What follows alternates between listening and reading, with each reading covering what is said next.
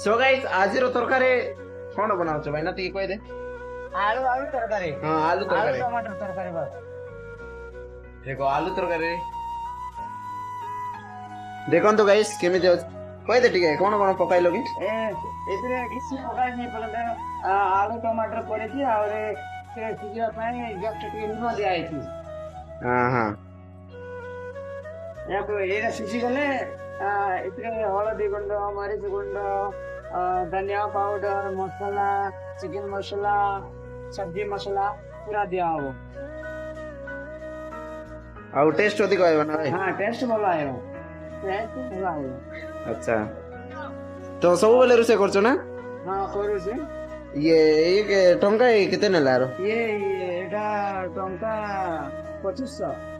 25 लगे। टंका 2500 अच्छा ए ब्रतमान बे कोट रहू चाहिए तमे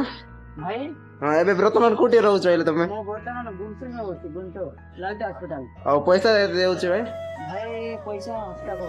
हप्ता हप्ता को छी दिन केते माने मतली सारे केते देउ छी मंथली सैलरी वही से 15-16 हजार मासो को छी ना। अच्छा आउ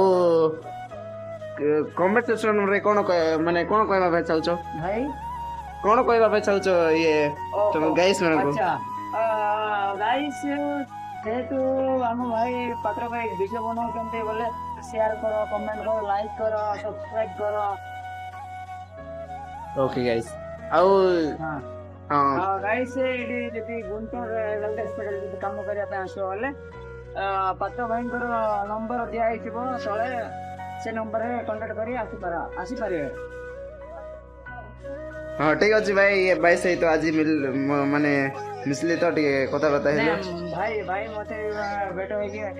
कथा हेले भल लागिला हां बोल लागला तो गाइस